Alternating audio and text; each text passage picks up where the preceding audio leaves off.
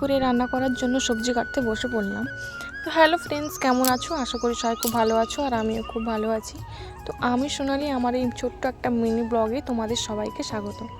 কে কোথা থেকে ভিডিওটা দেখছো অবশ্যই কমেন্ট করে জানাবে। তো দুপুরে রান্না করার জন্য কিন্তু সবজি কাটতে বসে পড়লাম। তো আজ কি হচ্ছে, বাড়িতে কি রান্না হবে সেটাই তোমাদের সাথে শেয়ার করব। তো চলো দেখাই।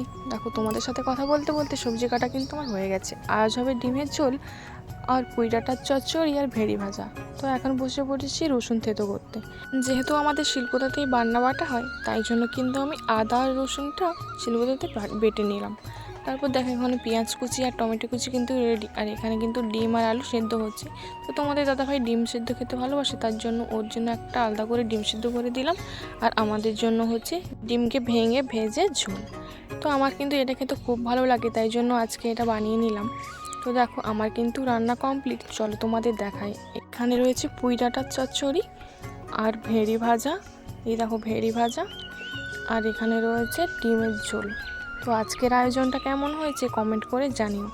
তারপর দেখো চলে গেলাম। সকালে যে পোশাকগুলো কেচে রোদে পোতে দিয়েছিলাম সেগুলো কিন্তু শুকনো হয়ে গেছে। তো সেইগুলোই এখন তুলে নিতে চলে গেছিলাম। গিয়ে দেখো তোমাদের দেখাচ্ছি আমাদের বাড়িতে যে ধান সিদ্ধ হয়েছিল। দেখো বাইরে খুব সুন্দর ধানগুলো মেলানো আছে।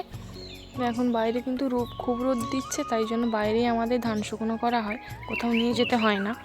তো দেখো, তারপরে কিন্তু আমার কাপড় চিপড়, তোমাদের দাদাভাইয়ের যে কাপড় সব কিন্তু শুকনো হয়ে গেছিলো, সেগুলোকে এখন তুলে নিলাম।